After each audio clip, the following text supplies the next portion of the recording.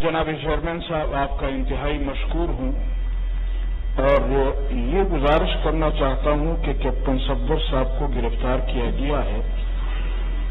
मैं समझता हूं कि कैप्टन सफदर साहब ही की गलती थी। वो क्यों मजार पे गए, क्यों वहां नारेबाजी की, ये हक उनका नहीं बनता था।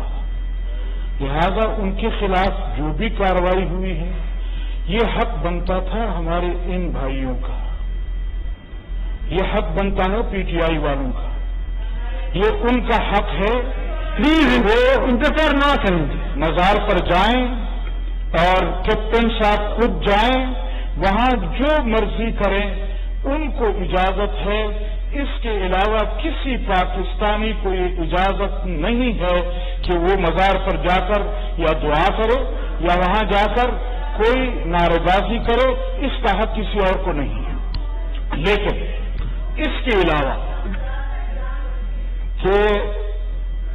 अलावा मैं एक गुजारिश और करना चाहता हूं, आपसे भी ये मुतालबा करता हूं कि आप इस केस को कमेटी के पास भेजें।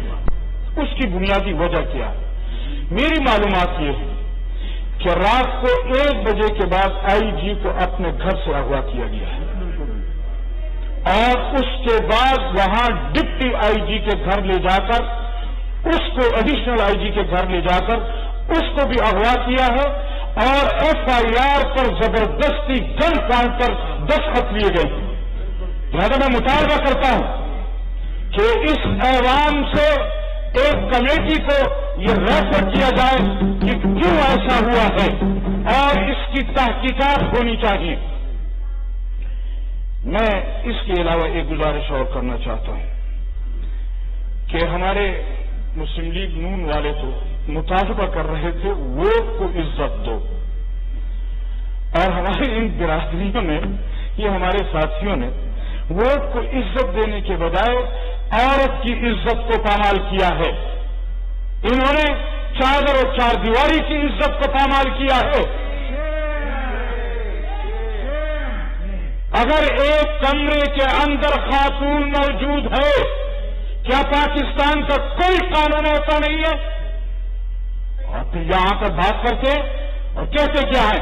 वो कहते हैं कि बेवकूफ दोस्त से अक्लमंद दुश्मन अच्छा। हम साबित नहीं कर रहे, ये खुद साबित कर रहे हैं कि फौज ये सियासत में मुलव्विस है और उन्होंने हमारा साथ दिया है और वो साथ दे रहे हैं। और अगर ये समझते हैं कि इस चमचागिरी से वो शायद फौज के या इस इदारे के कुछ हिमायत हासिल कर लेंगे, तो मैं उन इदारों को भी कहना चाहता हूं कि इन दोस्तों से आपकी वो दुश्मन बेहतर हैं जो कम से कम आपको इस तरह आपकी पगड़ियां नहीं उछालते, आपके साथ वो काम नहीं करते। इन्होंने दोस्ती में क्या कुछ नहीं कहा। मोहतरम जनाब कैप्टन साहब ने खुद कहा कि ख्वाजा आसिफ साहब ने रात को 12-1 बजे बाजवा साहब को फोन किया और फिर वो कामयाब हुए। ये भूल गए कि मैं जो ख्वाजा आसिफ पर इल्जाम लगा रहा हूं वो मैं जनरल साहब पर भी इल्जाम लगा रहा हूं। और हमारे कायद ने कल भी कहा, इससे पहले भी कहा कि बहैसियत इदारा के फौज हमारी आंखों की पलकें हैं, लेकिन अगर कोई पलकों का बाल वो आंख के अंदर जाकर गिरे तो फिर उसको अगर खुद न निकले तो निकालना पड़ता है। तो मेरे मुहतरम साथी, हम इदारों को भी कहना चाहते हैं कि अगर आप इस तरह अपने आप को मुलविस करेंगे और समझेंगे ये कि सारा दिन वो कोड़ा क्रिकेट में मुर्गी की तरह चोंच भी मारते रहेंगे और फिर चोंच ऊपर भी रखेंगे कि हमने तो ये जुर्म नहीं किया, हम तो सियासत में नहीं है। मैं पूछना चाहता हूं, आज तो सारे बाल हमारे आंखों में पड़े हुए हैं। कोई एक ऐसा सिविलियन इदारा बता दे कि जिसका सरबराह किसी फौजी को नहीं बनाया गया, किसी जनरल और उस कर्नल को नहीं बनाया गया। अगर मुल्क इन्होंने चलाना है تو پھر اس پارلیمنٹ کو چھٹی دے دو، پھر اس قومی اسمبلی کو چھٹی دے دو۔ اور اگر یہ سمجھتے ہیں کہ اس طرح کی گرفتاریوں سے ہم شاید اپوزیشن کو روک پائیں گے، اپوزیشن اس وقت سر ہتھیلیوں پر رکھ کر باہر نکلی۔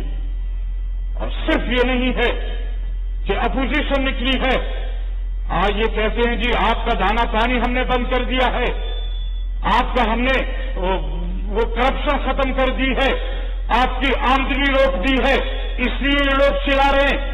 آپ نے ہماری آمدنی نہیں روکی، آپ نے غریب عوام کی آمدنی پر ڈاکہ مارا۔ Thank you sir. آج غریب عوام پس رہی ہے، اور یہ جو اپوزیشن کے جلسے ہو رہے ہیں، ابھی تو 2 جلسے ہوئے ہیں اور ٹانگیں کانپنے لگ گئی ہیں۔ Thank you. پھر اس بیساکھیوں کی ضرورت پڑ گئی ہے، پھر ان کو بیساکھیوں کی طرف نظریں دوڑ گئی ہیں۔ پھر یہ پوچھنا چاہتے ہیں، میں یقین سے کہتا ہوں کہ اپوزیشن نے جو راستہ اختیار کیا ہے، اب نہ آپ بچیں گے نہ آپ کی بیساکھیاں بچیں گے، تھینک یو۔ نہ وہ ادارے بچیں گے۔ اب قوم سمجھ چکی ہے کہ ان کو لانے والے کون تھے، ان کو بچانے والے کون ہیں، اور یہ تحریک جو چلی ہے یہ اب کسی کو سنبھالنے، یہ کسی سے سنبھلی گی نہیں۔ Thank you. یہ تو ابھی آپ نے کراچی کا دیکھا ہے، کل پرسوں کوئٹہ میں ہونے والا ہے۔ Thank you. میں آپ کو بتاؤں گا کہ آپ کی ابھی تو آپ کی شلواریں گیلی ہونے والی ہیں، صرف ٹانگیں نہیں کاپیں گی، تھینک یو۔ اب شلواریں بھی گیلی ہوں گی۔ ہاں، تھینک یو مولانا صاحب، تھینک یو۔ پتا چلے گا۔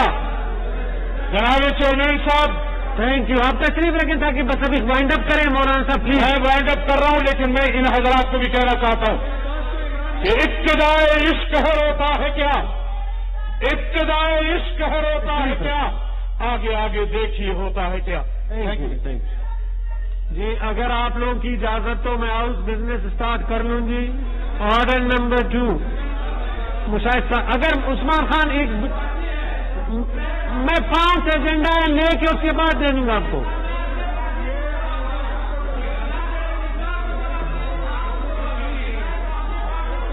تو یہ پھر ادھر بھی پارٹی ہے۔ انوار اللہ کاکڑ صاحب جی۔